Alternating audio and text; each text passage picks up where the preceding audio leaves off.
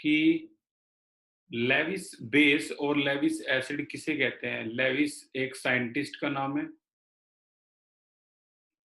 और इसके हिसाब से लेविस के हिसाब से एसिड भी होते हैं और लेविस के हिसाब से बेस भी होते हैं। ये सिर्फ़ और सिर्फ़ जो मैं डिस्कस कर रहा हूँ ये डाउट है,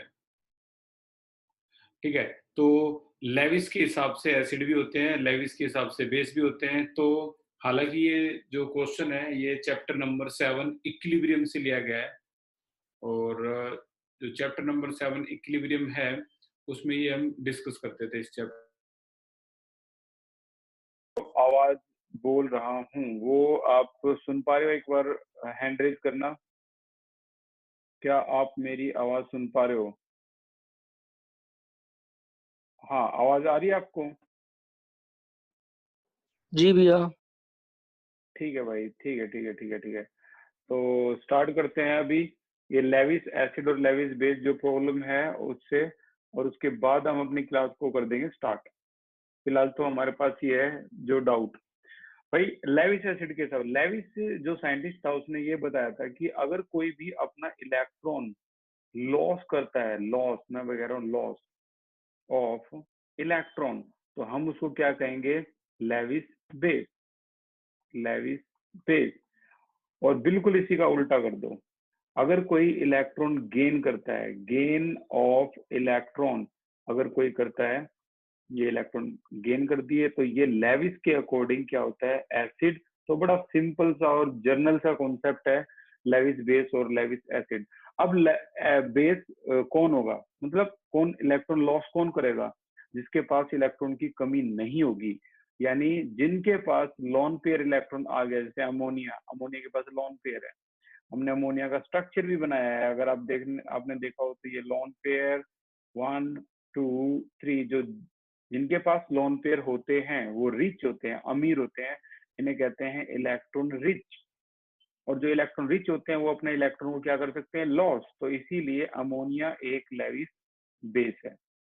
इसी तरह अगर देखें तो बोरोन ट्राइफ्लोराइड, बोरोन ट्राइफ्लोराइड जो है उस बेचारे के पास ना तो इसका ऑक्टेट कंप्लीट होता, ठीक है ना, ये बोरोन ट्राइफ्लोराइड अगर इसका स्ट्रक्चर भी बनाओगे, और ना ही इस बेचारे के पास कोई लोन पेयर होता।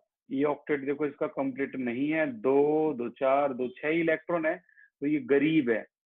तो इसीलिए इसको कहेंगे इलेक्ट्रॉन डेफिशिएंट, इसे डेफिशिएंट कहेंगे। और अगर कोई इसे इलेक्ट्रॉन दे तो ये सोचेगा नहीं, जल्दी से इलेक्ट्रॉन एक्सेप्ट कर लेगा और वो इलेक्ट्रॉन ले लेगा। यही वजह है कि इन दोनों को अगर आप जब देखते हो, ammonia, this is ammonia NH3, उसको मैं थोड़ा सा ऐसे दिखा रहा हूँ, and this is your boron trifluoride, this is your boron trifluoride. ये इसको इलेक्ट्रॉन देगा, ये इसको इलेक्ट्रॉन ले लेगा, बड़े आसानी से एक्सेप्ट करेगा। तो यहाँ पर जो दो इलेक्ट्रॉन है वो contributed by one, only one, जिसका नाम है nitrogen, but shared by both. तो बताओ इस बॉन्ड को क्या कहते हैं? Raise your hand. नाइट्रोजन ने अपने दो इलेक्ट्रॉन दोनों के दोनों कॉन्ट्रीब्यूट कर दिए, लेकिन शेयर दोनों ने किए। कॉन्ट्रीब्यूटेड बाई वन यानी nitrogen, but shared by both. तो बताओ ये बॉन्ड कौन सा होगा? निखिल। भैया डेटिव बॉन्ड। इसी को कहते हैं dative bond. Very good, dative bond या फिर कोऑर्डिनेट बॉन्ड, ठीक है ना। तो ये वही बॉन्ड होते हैं जिसमें शेयरिंग दोनों करते हैं लेकिन कंट्रीब्यूट एक ही करता है। ये तो वो वाला हाल हो गया जैसे रेस्टोरेंट में दो फ्रेंड खाने के लिए गए, तो खाने का जो भी बिल आया, खाया तो दोनों ने, बट बिल एक ने दिया, तो contributed by one but shared by both. तो इस बॉन्ड को कहते हैं कोऑर्डिनेट बॉन्ड, ठीक है। अच्छा, दूसरी जो प्रॉब्लम थी हमारे पास, मैंने हमेशा बोला कि पहले 10 मिनट जो है वो हम प्रॉब्लम डिस्कस करेंगे, फिर अपनी जो नॉर्मल जो है स्टडी उसको करेंगे। तो अभी 5 मिनट हुए हैं। अगली प्रॉब्लम है, which of the following does not exist, इनमें से कौन सा एग्जिस्ट नहीं करेगा? Which of the following does not exist, कौन सा एग्जिस्ट नहीं करेगा? ऑप्शंस हैं FnCl6 2 नेगेटिव, सेकंड ऑप्शन है germanium GeCl6 2 negative. Third option है कार्बन Cl6 2 नेगेटिव। और लास्ट ऑप्शन है नंबर 4 SiCl6 2 नेगेटिव। तो भाई ये सारे के सारे एक ही फैमिली के मेंबर हैं। नाम बोल देता हूँ इन मेंबर का। College student get some problem 14 group carbon family. ठीक है ना, ये कार्बन की फैमिली है। इन सभी कार्बन की फैमिली में कौन सा एग्जिस्ट नहीं करेगा Cl6 के साथ? तो करेक्ट आंसर तो है भाई थर्ड। मुझे हैंड रेज करके बताओ किसको इसका रीजन पता है या नहीं। थर्ड एग्जिस्ट नहीं करेगा, बिल्कुल करेक्ट आंसर थर्ड है। अब रीजन बताओ किसको पता है। Hand your raise, raise your hand. क्या बात है। निखिल, निखिल बताना एक बार। कमाल ही कर दिया भैया इसने। कार्बन की मैक्सिमम कोवैलेंसी 4 होती है, इसलिए वेरी Cl6 गुड, कैसे हो जाएगा Cl। Very good, very good. Correct answer यही है। कार्बन यार कब से फॉर्म करने लग गया 6 bond. It's impossible for carbon. क्यों? कार्बन 1s2 2s2 2p2, तो इसके पास d ऑर्बिटल है ही नहीं। So it does not have d orbital. d orbital की वजह से, d ऑर्बिटल ना होने की वजह से ये बेचारा 4 से ज्यादा बॉन्ड फॉर्म नहीं कर सकता। It can not expand it's covalency beyond 4। 4 से ज्यादा नहीं कर सकता। तो ये एक थी। एक पायरिडीन का भी आपने जो क्वेश्चन पूछा है निष्ठा, तो उस क्वेश्चन में जो आंसर है वो तभी समझ में आएगा जब आप ऑर्गेनिक केमिस्ट्री का पहला चैप्टर कर लोगे।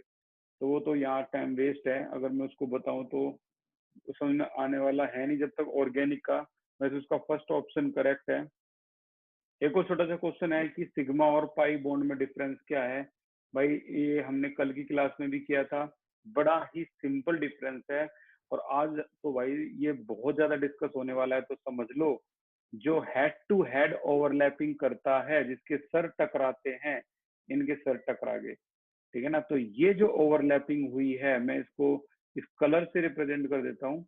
ये जो ओवरलैपिंग हुई है, this is called overlapping. Word इसके लिए इस्तेमाल करेंगे ओवरलैप। दोनों ओवरलैप करके, and the bond is known as sigma bond. Extent of overlapping बहुत ज्यादा होती है, इसीलिए सिग्मा बॉन्ड कैसा होता है? Strong bond. इलेक्ट्रॉन क्लाउड इनका बड़े सिमेट्रिकल से डिस्ट्रीब्यूट होता है। इसका एक इलेक्ट्रॉन यहाँ है, यहाँ है। सिग्मा बॉन्ड कैसे होते हैं? Symmetrical, symmetrical. और आज मैं वो वीडियो का लिंक सेंड करूंगा, आप वो लिंक देखो। ठीक है ना, वो कर सकते हो आप।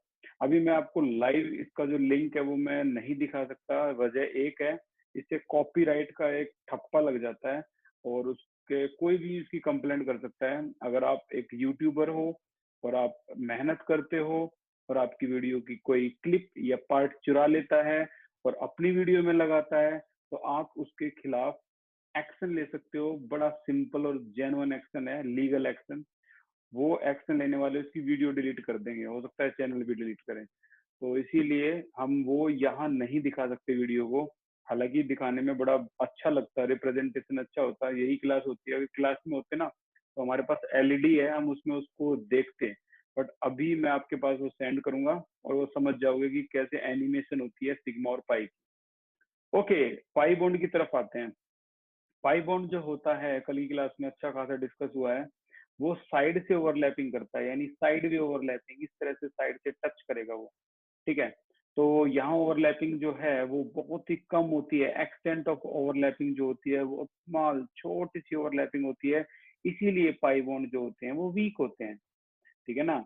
अच्छा, ओवरलैपिंग जो होती है वो स्मॉल होती है और ये अनसिमेट्रिकल होते हैं। इलेक्ट्रॉन क्लाउड इसका अनसिमेट्रिकल होगा, क्योंकि यार एक इलेक्ट्रॉन मान लो इसका यहाँ आ गया, दूसरा इलेक्ट्रॉन मान लो इसका यहाँ आ गया, तो कैसे कंबाइन कर रहे हैं? ये तो अनसिमेट्रिकल है। यहाँ तो दोनों के इलेक्ट्रॉन बिल्कुल सही है, बिल्कुल पास पास है, तो अनसिमेट्रिकल होगा। ठीक है। और दूसरा है यहाँ फ्री रोटेशन अलाउड है।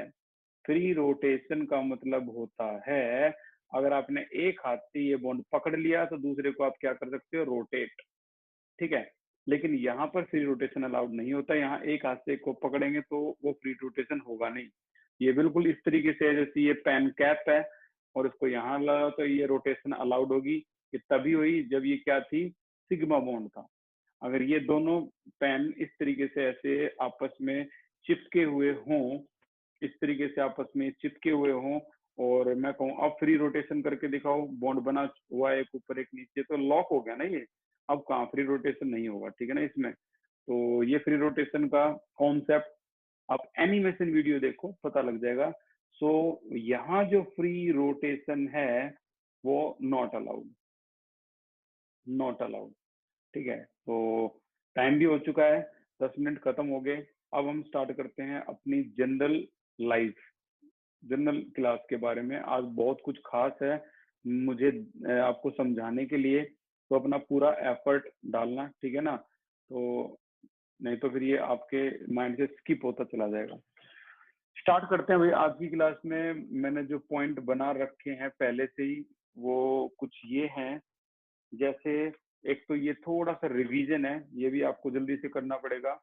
क्वेश्चन आया हुआ था वेस्पर थ्योरी का इस्तेमाल करके। ये थोड़ा वेस्पर थ्योरी से है, लेकिन अच्छा है कि हमारे जो भी अब तक किया है वो रिवाइज होगा। वेस्पर थ्योरी का इस्तेमाल करते हुए जल्दी से बताओ कि PH4 पॉजिटिव की शेप क्या होगी। तो PH4 पॉजिटिव एक मैं कर रहा हूँ, एक आपको ये घर से करना है और मुझे दिखाना है, ठीक है ना। दिस इज इम्पोर्टेंट, घर से करना। और ये भी मैं एक बार और दे रहा हूँ घर से करने के लिए, हालांकि पहले भी दे चुका हूँ, ठीक है ना। ये दोनों के दोनों आपको घर से करने हैं। अच्छा, इसकी फॉस्फोरस के वैलेंस इलेक्ट्रॉन होते हैं 5 और हाइड्रोजन 4, और ये प्लस का मतलब लॉस। आंसर आया 8। 8 को डिवाइड करेंगे तो आंसर आया 4। एक्स की वैल्यू 4, एक्स की वैल्यू 4 का मतलब हाइब्रिडाइजेशन sp3। sp3 का मतलब यहाँ पर 1 2 3 एंड 4, और ये इस तरीके से आपका बन गया ये। और पॉजिटिव साइन आपको यहाँ लगा देना है। यहाँ का बॉन्ड एंगल कोई बता सकता है? Bond angle, raise your hand. Bond angle क्या होगा? निखिल बताना। भैया 120 डिग्री। 120 डिग्री गलत है। सानिध्य बताना। 109.5। वेरी गुड, 109.5 करेक्ट आंसर है, ठीक है ना। तो ये इसका बॉन्ड एंगल होगा, और इसकी shape very popular known as tetrahedral. तो देखो मेरे पास जो MTG है या फिर जो टुगेदर विद है, ये वो क्वेश्चंस आपके सामने हैं जो इन्होंने ऐसे कैसे पूछ रखे हैं, ठीक है ना। तो ये रिफ्रेशर, अलग अलग रिफ्रेशर जो है मैं आपके सामने वो क्वेश्चन रख रहा हूँ, ठीक है। जल्दी से एक बार फिर से हाइब्रिडाइजेशन बतानी है आपको। ये दोनों होमवर्क है, घर से कर लेना भाई, तो नोट्स पूरे होने चाहिए। CCl4 के बारे में पूछ रखा है, और इसके अलावा NF3 के बारे में भी पूछ रखा है कि इसकी हाइब्रिडाइजेशन क्या होगी। CCl4 सिंपल, कार्बन के वैलेंस इलेक्ट्रॉन 4 है, Cl के 7, 4 जा 28, आंसर है 32। 8 से डिवाइड करेंगे तो x की वैल्यू क्या आ जाएगी? 4। हाइब्रिडाइजेशन वही sp3। तो कार्बन टेट्राक्लोराइड ये है, आग बुझाने के काम आता है। Cl Cl Cl Cl fire extinguisher में इस्तेमाल करते हैं। वही शेप, वही एंगल, 109.5 डिग्री, ठीक है ना। NF3 की अगर बात करें तो NF3 जो है बिल्कुल नॉर्मल नाइट्रोजन वैलेंस इलेक्ट्रॉन 5 है। इसके 7 3 जा 21, ऐड कर दो 26, तो 26 को डिवाइड कर दो, 8 3 जा 24, 2 2 1 जा 2, एंड योर आंसर इज 4। ये आपका आंसर आ गया 4, विच रिप्रेजेंट हाइब्रिडाइजेशन sp3। तो 1 2 3 4 ये sp3 हो गया। जगह कितनी है? 4 है, लेकिन एटम तो 3 ही है, ठीक है। तो 3 है तो एक लोन पेयर आपका सभी को पता है। उम्मीद है अब तक तो पता लगी क्या होगा सभी को कि कहाँ आता है lone pair. Okay, again raise your hand and tell me the bond angle. Nikhil again. इस बार भैया 107.5 डिग्री। 107.5 गलत आंसर है, और ट्राई करो। और कोई बता सकता है इसका एंगल क्या है? सानिध्या अगेन। 104 डिग्री। 104। सानिध्य, आप इतना बड़ा क्राइम कैसे कर सकते हो, ये भी गलत है। कोई है जो इसका और एक्यूरेट आंसर बता सकता है? और raise your hand. Prashant Kumar, tell me the angle. 109.8। 109.8 भाई, वो तो इसका होता है टेट्राहेड्रल का, ये नहीं होगा। भैया अगेन 105.5। अरे भाई ये क्या तुम बोली लगा रहे हो क्या सब्जी मंडी में खड़े होके? मेरे इतने डॉलर बिडिंग लगा रखी है तुमने तो। 105.5 मैंने लिखवाया कब है भाई? 105.5 तो किसी का नहीं होता। ठीक है, फिर से ट्राई करो। है कोई जो इसका बॉन्ड एंगल बताएगा accurate? Raise your hand. Riya आप बताना इसका बॉन्ड एंगल। सर 107 शायद। कितना? दोबारा बोलना। 107। Very good, this is 107 degree. Very good Riya, ये 107 डिग्री है यार। मैंने तुमसे कुछ नहीं मांगा। केमिकल बॉन्डिंग में मैंने कहा सिर्फ 4 बॉन्ड एंगल का रट्टा मार के दिखा दो। एक जिसकी शेप ट्राइगोनल पिरामिडल होती है 107 डिग्री, एक जिसकी टेट्राहेड्रल होती है, एक जिसकी बेंट होती है। बेंट का मतलब ये वाली 1 2, सॉरी ये भी है, ये एच है, ये एच है, ये लॉन पेयर है। यहाँ एंगल है 104.5। और एक मैंने आपसे मांगा है कि आप CO2 का याद कर लो। पता है अभी आपका ना थोड़ा सा ट्रस्ट है नहीं मेरे ऊपर। जो 12th वाले बच्चे हैं ना, मैं कुछ चीज छोटी सी भी बोल देता ना, उसको भी नोट कर देते हैं। ठीक है ना? तो मैं ये बहुत सालों से कर रहा हूँ। मेरे ऊपर ट्रस्ट करो। और ये एंगल आप जो है ये अपने इनको याद कर लेना, ये जो एंगल अभी मैंने बताए हैं। ठीक है, तो अगला NF3 का था, ये भी हो गया हमारा खत्म। और 1 मिनट में डिसेबल अटेंडेंट नोटिफिकेशन। ठीक है, अब सही है। अब यहाँ पे जो अगला हमारा टारगेट है वो है बोरोन ट्राइफ्लोराइड। अपने रजिस्टर पेन का यूज करो और जल्दी से मुझे बताओ बोरोन ट्राइफ्लोराइड की शेप क्या होगी, जल्दी से, ताकि हम आगे बढ़ सकें अपने टारगेट को जो आज हमें खत्म करना है। हैंड रेज करना बोरोन ट्राइफ्लोराइड की, अगर कोई शेप बना पाया तो शेप का नाम बोलना है।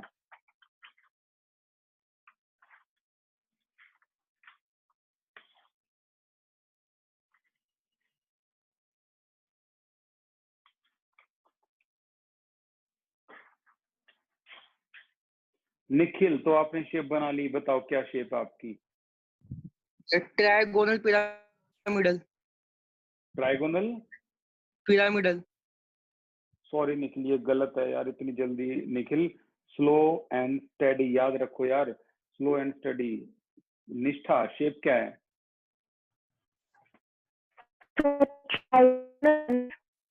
आपकी आवाज थोड़ी ब्लर आ रही है।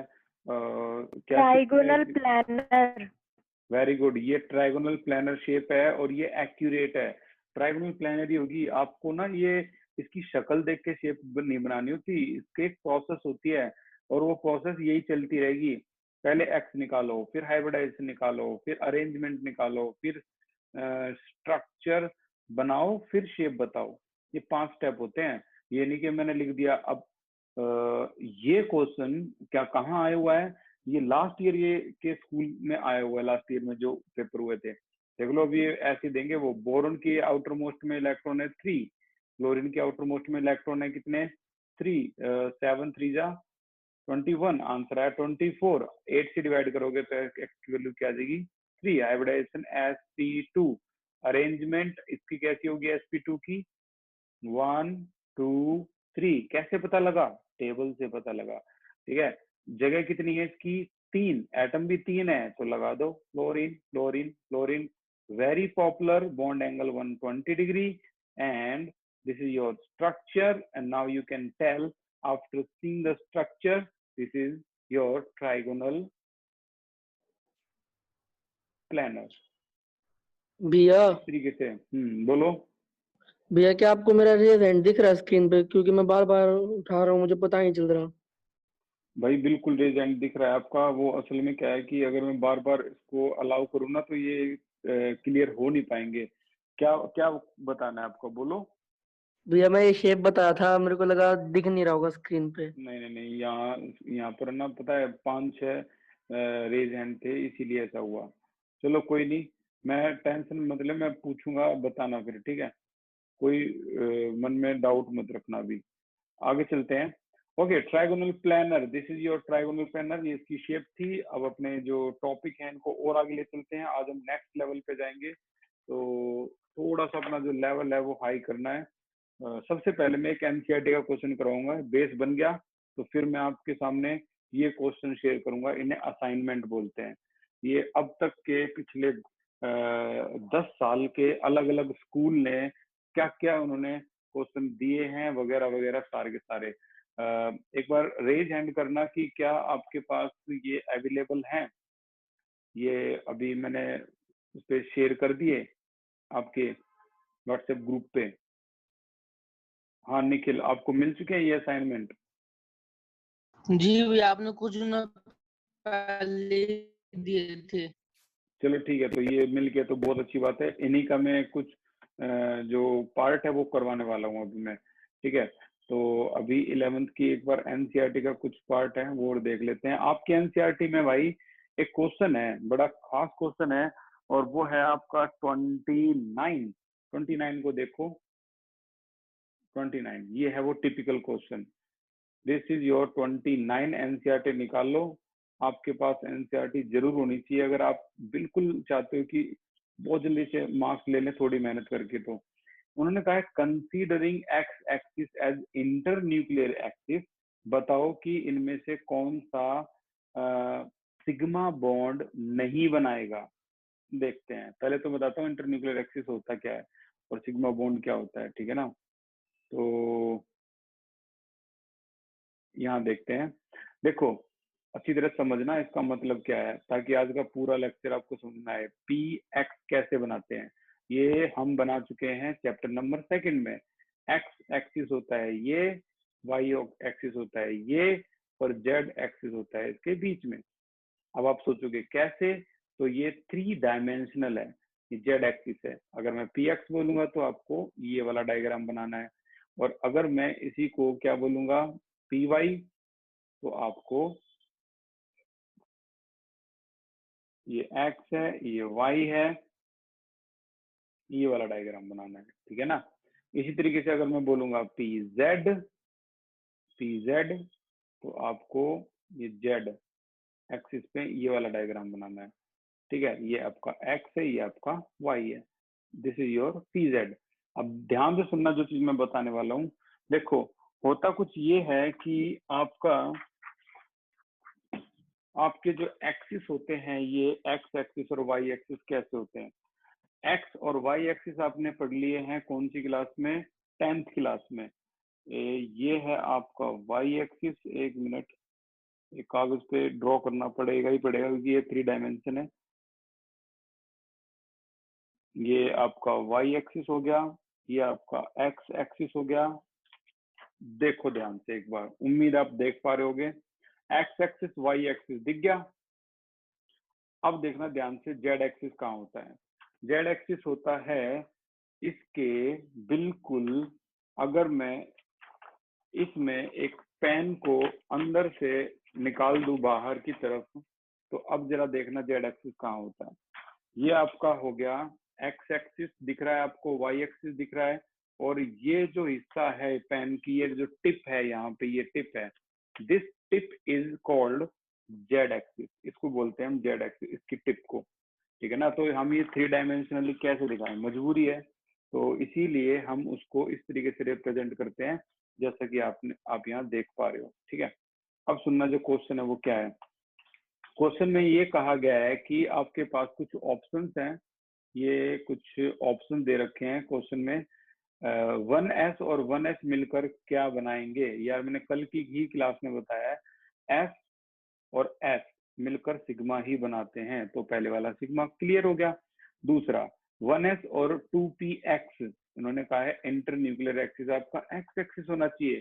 चलो देखते हैं। तो ये हमारा डायग्राम था अभी थोड़ी देर पहले, ये तीनों डायग्राम थे, उम्मीद है स्क्रीन पे आ गए होंगे, ठीक है?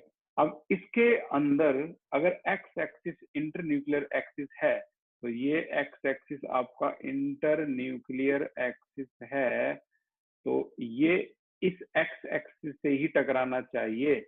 तो जैसे ही ये इससे टकराएगा तो बताओ कौन सा बॉन्ड बनने वाला है। ये इससे टकरा गया तो ये आपका बन गया कौन सा, सिग्मा बॉन्ड, यानी ये दूसरे वाला भी क्या बना रहा है, सिग्मा बॉन्ड बना रहा है। चलो अब एक बार ट्राई कर देते हैं, यहाँ अगर ये टकराता तो क्या होता।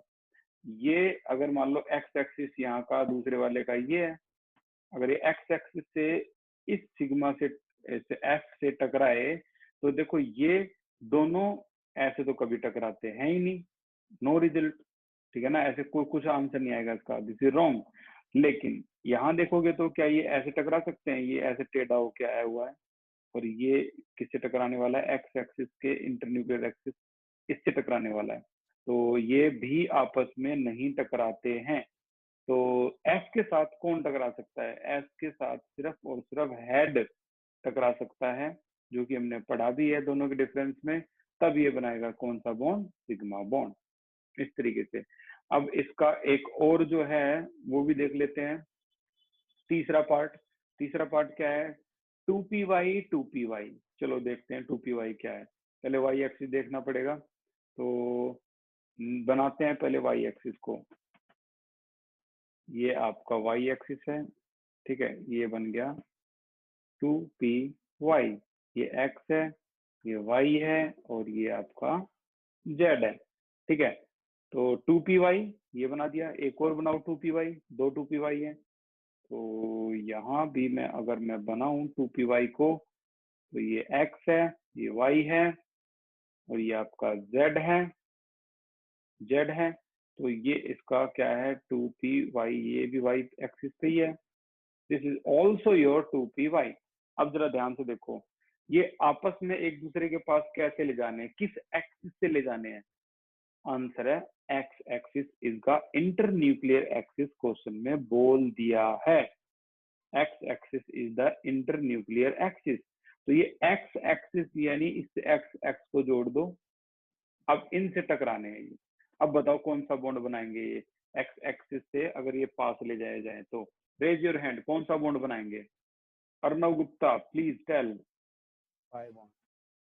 वेरी गुड, अब ये पाई बॉन्ड बनाने वाले हैं, ठीक है ना। अब मैं जो अगला क्वेश्चन पूछ रहा हूँ, अगर आपने वो भी बता दिया तो भाई आप सेंट जेवियर जैसे इंटरनेशनल स्कूल का क्वेश्चन भी कर गए, डीपीएस में भी आया था, सोनीपत का जो डीपीएस था उसमें भी आया था। देखते हैं कितना दिमाग है आप में, बताओ अगर ये जेड एक्सिस इसका इंटरन्यूक्लियर एक्सिस होता, इमेजिनेशन माइंड, जेड एक्सिस का इंटरन्यूक्लियर एक्सिस होता तो कौन सा बॉन्ड बनता, raise your hand. Z axis इसका इंटरन्यूक्लियर एक्सिस होता तो कौन सा बॉन्ड बनता, सानिध्या, तभी पाई बॉन्ड बनता। सोनू, नितेश, कौन सा बॉन्ड भैया बनता। उसमें भी 5 बॉन्ड ही बनता। क्या बात है भाई, इतनी जल्दी सीख गए क्या, इतना कमाल का सिखा दिया क्या मैंने, वेरी गुड। तब भी पाई बॉन्ड ही बनता अगर मान लो जेड एक्सिस इंटरन्यूक्लियर एक्सिस है। मैं कह रहा हूँ ये इमेजिनेशन का खेल है। देखो अगर मैं ऐसा ही एक डायग्राम यहाँ बना दूं आपके लिए 3 डायमेंशनली बनाने की कोशिश करूंगा मैं, this is your this is your this is your Z, this is your X, this is your Y, again ये इस तरीके से, ये इस तरीके से है। तो अगर जेड एक्सिस इंटरन्यूक्लियर एक्सिस है तो अगर मैं इसको इससे कनेक्ट कर दूं इस तरह से और इन दोनों को अगर क्लोज लाएं तो अभी भी कौन सा बॉन्ड बनने वाला है, पाई बॉन्ड। Very good. अब बताओ रेज योर हैंड, अगर वाई एक्सिस इंटरन्यूक्लियर एक्सिस होता तो कौन सा बॉन्ड बनता, Arnav Gupta. Sigma bond, very good. ये नितेश, कौन सा बॉन्ड बनता, सिग्मा बॉन्ड बनता भैया। यहाँ सिग्मा बॉन्ड बनता। अगर वाई एक्सिस इंटरन्यूक्लियर एक्सिस होता तो देखो ये डायग्राम को एक और बना के देख लो एक बार यहाँ ध्यान से, this is your again 2py, और अगर वाई एक्सिस इंटरन्यूक्लियर एक्सिस है तो ये y है, ये z है, ये x है, तो ये देख लो सामने क्या टकरा रहे हैं, अब ये हेड टू हेड टकरा रहे हैं, ठीक है ना। हेड टू हेड टकराने का मतलब है there is a sigma bond between them, इसके बीच में जो बॉन्ड बनेगा अब ये टकराने से वो सिग्मा बॉन्ड बनेगा। अब देखना यही क्वेश्चन को ऐसे मॉडिफाई किया गया, ये तो चलो आपको पता लग गया, अब तो ऑप्शन भी पता लग गया कौन सा सिग्मा बॉन्ड नहीं बनाएगा, ये नहीं बनाएगा। 1s, देखो s और s तो हमेशा ही सिग्मा बनाते हैं, ये तो सिग्मा है, कौन नहीं बनाएगा, सी नहीं बनाएगा। और ये क्वेश्चन आपको समझ में आ गया अच्छी तरह से। अच्छा, अब देखना ध्यान से, आपके ये जो नोट्स हैं इसमें एक पॉपुलर क्वेश्चन है 47 पे क्वेश्चन, 47 पे 5 नंबर का एक क्वेश्चन किया गया है। एक तो अब पूछ रहा है वो पहले पार्ट में कि बताओ BrF5 की वेस्पर थ्योरी से शेप क्या होगी, आप बता सकते हो। और पूछा गया है कि C2H4 में कितने सिग्मा और पाई बॉन्ड होते हैं, हमारा अगला ही क्वेश्चन यही होने वाला है। और तीसरा क्वेश्चन पूछा गया है कि name the molecular orbital formed by the combination of the following atomic orbital assuming Z axis as a internuclear axis। ठीक है, अब की बार Z एक्सिस इंटरन्यूक्लियर एक्सिस है, अब बताना है कौन सा बॉन्ड बनेगा, सिग्मा पाई वगैरह वगैरह।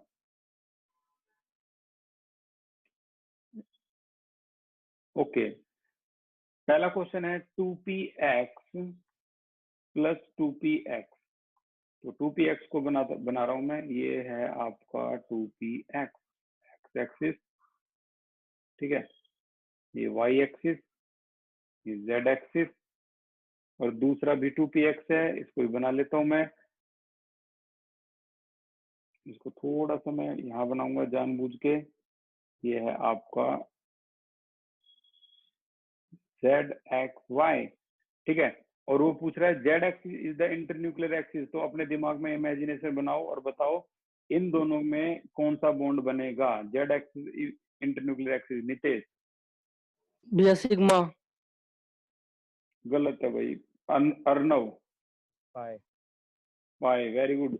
सानिध्या, आपके हिसाब से कौन सा बनेगा? पाई बॉन्ड बनेगा। पाई बॉन्ड बना पड़ा है भाई, साफ साफ पता लग रहा है। आप अगर देखोगे इस हिस्से को, ये जेड एक्सिस इंटरन्यूक्लियर एक्सिस है, एक डायग्राम में इसी के जेड एक्सिस के प्लेन में अगर बना दूं, ये देखो, ये बढ़िया तरीका होता है इसको पता लगाने का। ये देखो, ऐसे बना दो, और फिर ये आ गया वाई आ गया, ये एक्स आ गया, ये जेड आ गया, ये आपका वही डायग्राम आ गया।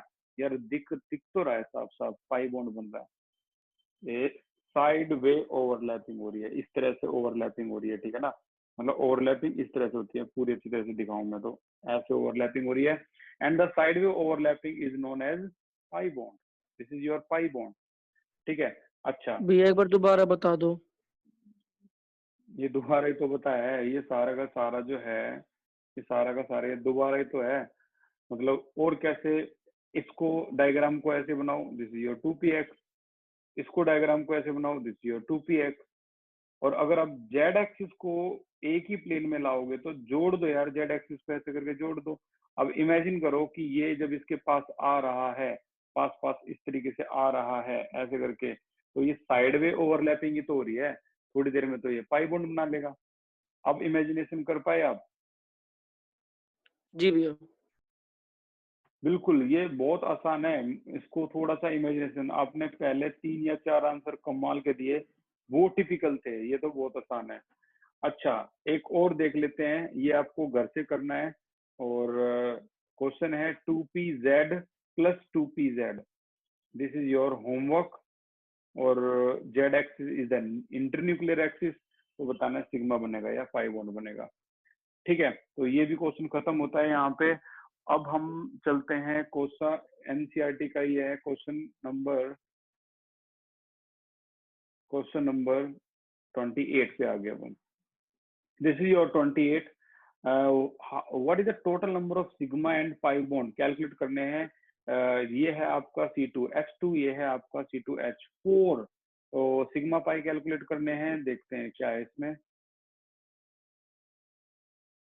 ओके, यहाँ से स्टार्ट करते हैं। आपके एनसीईआरटी जरूर ओपन होनी चाहिए भाई, इतनी मेहनत कर रहे हैं हम, तो एनसीईआरटी के बिना तो कुछ नहीं है। पहला केस है C2H2, इसको कहते हैं इथाइन। देखते हैं कितने लीजेंड बैठे हैं, साइंस टॉपर बैठे हैं। बताओ ये इथाइन है तो इसका कॉमन नेम क्या है? सानिध्या, क्वेश्चन भी नहीं पूछा, हाथ हैंड रेज कर दिया। सानिध्या, इसका कॉमन नेम क्या है? निखिल इसका कॉमन नेम क्या है? भैया एसिटाइलिन। वेरी गुड भाई, ये ना ये याद कर लो, एसिटाइलिन, एसिटिलीन भी बोलते हैं इसको। एक बात याद रखो, 11th में आपका मोस्ट वेलकम है, ठीक है ना, लेकिन ये दुनिया वो बच्चों की रंग बिरंगी दुनिया नहीं है।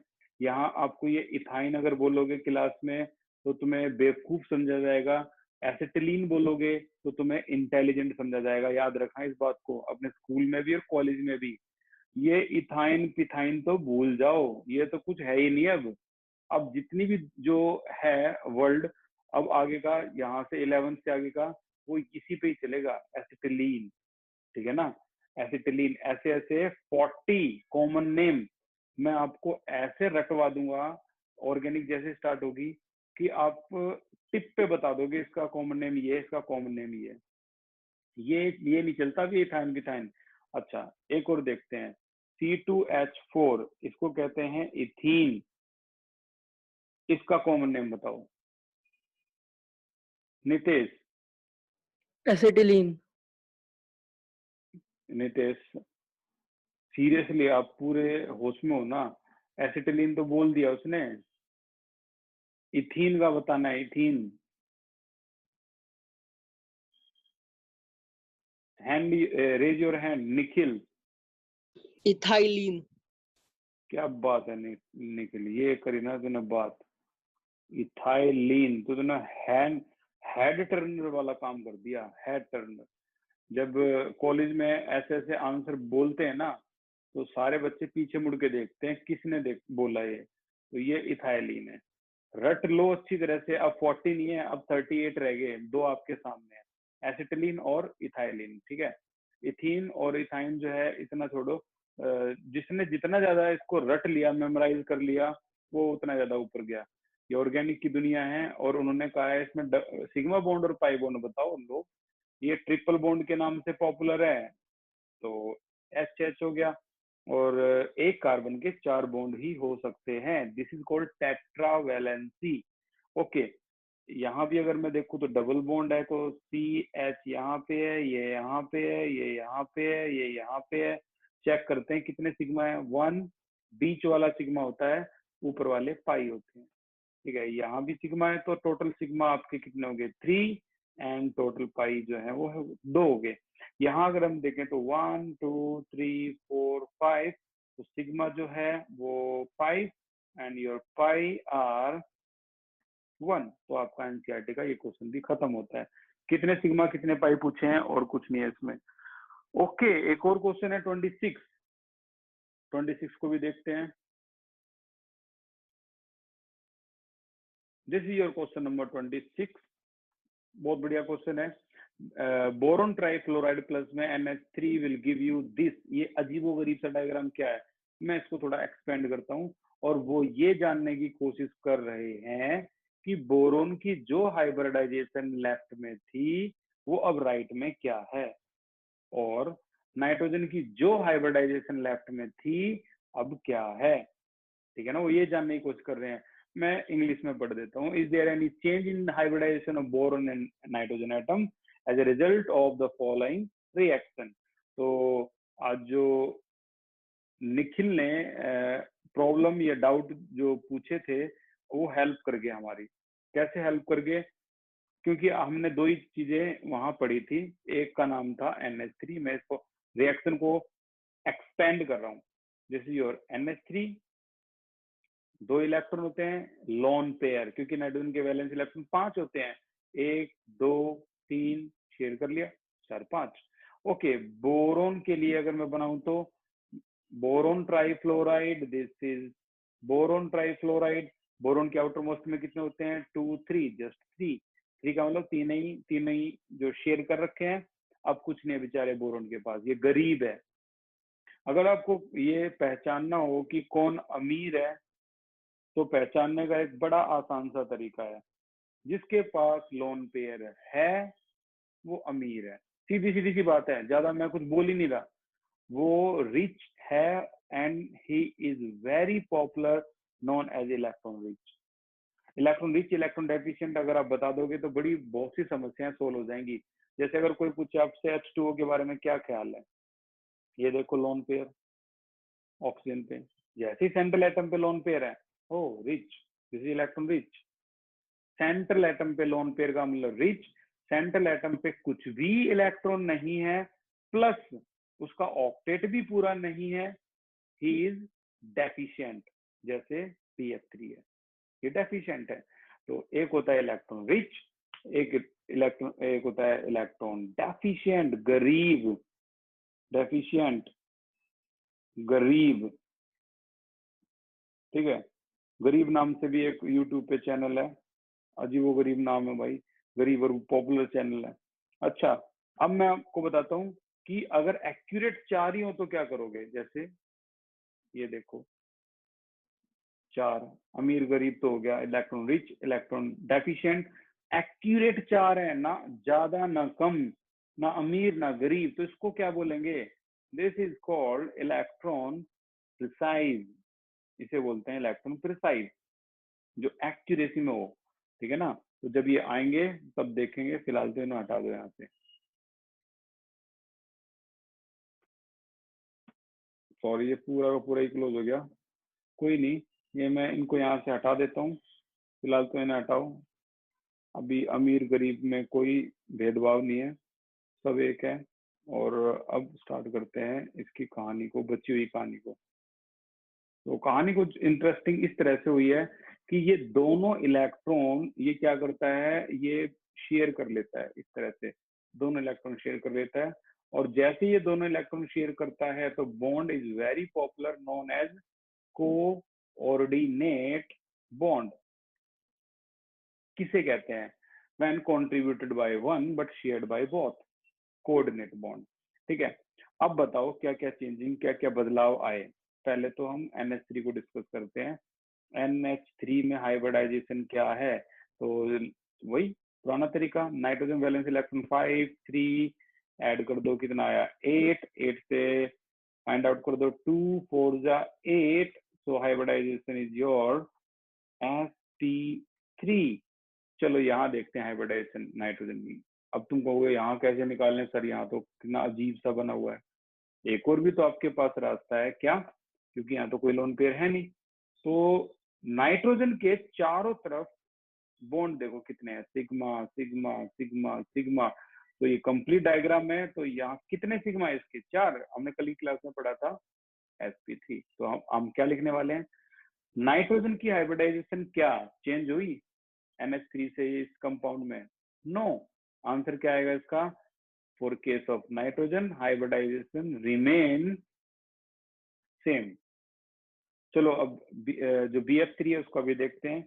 BF3 बोरोन के वैलेंस इलेक्ट्रॉन आपके 3 प्लस इसके 6 7 3 जा 21, आंसर है 24। 8 से डिवाइड करेंगे तो x की value 3, as you know very well hybridization sp2।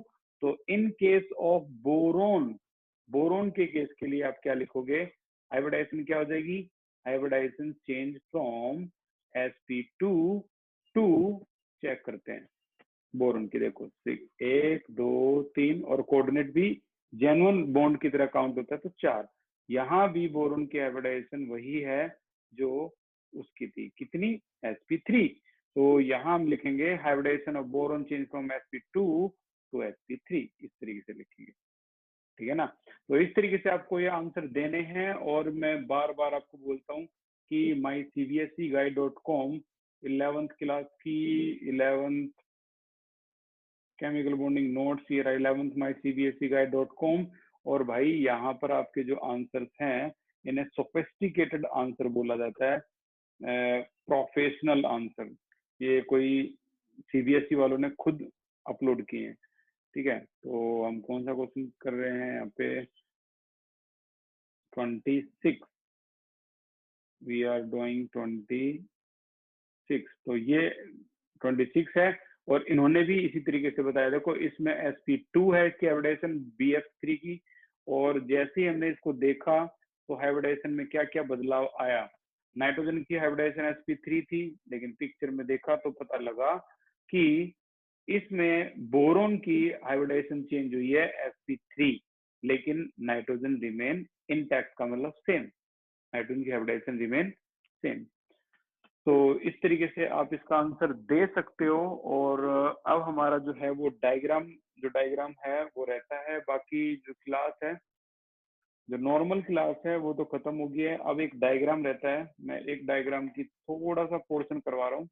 तो कल हम करने वाले हैं molecular VBT, valence bond theory. ये सारे के सारे जो टारगेट था हमारा खत्म हो गया। अब एक छोटा सा डायग्राम है, हालांकि अगली क्लास में रिपीट होगा। जिसको समझ में आ जाए वेरी गुड, जिसको ना समझ में आए वो कल की क्लास में रिपीट कर लियो अच्छी तरह से। ओके, तो अब हम खेलते हैं कौन से क्वेश्चन के लिए। 27 देख लो एक बार क्वेश्चन क्या है। ये क्वेश्चन एग्जाम में आएगा। कैसे आएगा? ड्रॉ द डायग्राम ड्रॉ करके दिखाओ। C2H4 का, C2H2 का, इथाइलिन का, एसिटाइलिन का डायग्राम ड्रॉ करके दिखाओ in term of double and triple bond. तो आज हम सिर्फ एक ही डिस्कस करेंगे, वो है C2H4 को। और अगली क्लास में हम दूसरे वाले को भी करके VBT स्टार्ट कर देंगे। अब यही रहता है। और जैसे ही चैप्टर खत्म होगा तो भाई देखो, दो चीज करनी बहुत जरूरी है। अभी तक तो हम करते आए हैं और आगे भी करेंगे। एक तो लास्ट ईयर के क्वेश्चन और एक आपके मेडिकल के नीट के क्वेश्चन, दो तो जरूर करने हैं। तो डिस्कशन स्टार्ट होता है। मेरे पास 8 मिनट है और ये 8 मिनट बहुत है। समझ में आए वेरी गुड, ना समझ में आए कोई दिक्कत नहीं है, कल की क्लास में रिपीट होगा। This is your C2H4, name है इथाइलिन। इथाइलिन को के डायग्राम को समझने से पहले ये देखो कि कार्बन की हाइब्रिडाइजेशन यहाँ पर क्या है, 1s2 2s2 2p2। ओके, अब इस कार्बन की जो हाइब्रिडाइजेशन है इसका डायग्राम बना देते हैं। ये S का, ये P का, स्टेप बाय स्टेप, ठीक है। ओके, ये तो पहला कार्बन था, कार्बन तो 2 है, दूसरे का भी यही काम करो। थोड़ी जगह ले लेना अपनी सिक्योरिटी के लिए। 1s2 2s2 2p2, इसका भी डायग्राम बनाओ। ये आपका 2s2 और ये आपका 2p, इस तरीके से। तो यहाँ ग्राउंड स्टेट ये है 2 और 2। एक्साइटेड स्टेट भी आपको पता है, तो एक इलेक्ट्रॉन जंप हो जाएगा। तो 1 2 3 4 and this is our ES, यानी एक्साइटेड स्टेट। अगेन मैं इसके लिए भी ये लिखूंगा एक्साइटेड स्टेट क्या, 1 2 3 एंड 4। भाई यहाँ तक किसी को भी प्रॉब्लम हो रेज योर हैंड। मैंने दोनों कार्बन को लिखा और उनकी एक्साइटेड स्टेट दिखा दी और मैंने कुछ भी नहीं करा। किसी की भी कोई प्रॉब्लम हो, raise your hand. Okay, time होता है अब आपने रेज योर हैंड नहीं किए तो अब आप ध्यान से समझते रहो गेम को। ये इतना रिप्रेजेंटेशन है, इसको मैं यहाँ लिख रहा हूँ। ये था आपका पहला कार्बन 1,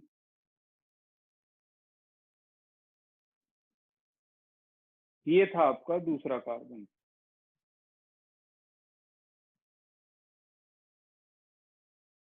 दोनों में हमने ES को लिया है, यानी एक इलेक्ट्रॉन यहाँ, 1 2 3 इलेक्ट्रॉन, 1 2 3 और यहाँ भी इसका एक इलेक्ट्रॉन, ठीक है।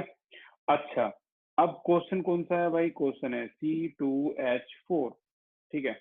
अब इस क्वेश्चन में सबसे पहले हम सिग्मा बॉन्ड को बनाएंगे, यानी C2H4 में क्या है, 2 हाइड्रोजन आपके, एक यहाँ लगा दो हाइड्रोजन, तो एक यहाँ लगाना पड़ेगा क्योंकि C2 है, 2 C है, ठीक है। और एक हाइड्रोजन यहाँ लगा दो, तो इसको यहाँ लगाना पड़ेगा। अब हाइड्रोजन का खुद का भी तो एक इलेक्ट्रॉन होगा ना, तो वो जो हाइड्रोजन का खुद का एक इलेक्ट्रॉन है वो हम कहाँ लगाएंगे, ये यहाँ लगा दिया हाइड्रोजन का इलेक्ट्रॉन, यहाँ यहाँ यहाँ। देखो चार जो बॉन्ड है आपको समझ में आ गया। और चारों कौन से बॉन्ड है? सिग्मा सिग्मा सिग्मा और सिग्मा। अब जो एक बॉन्ड इसका आपस में कैसे बॉन्ड फॉर्म करता है, मैं इसका एक छोटा सा स्केलेटन पहले आपको बना के दिखा देता हूँ।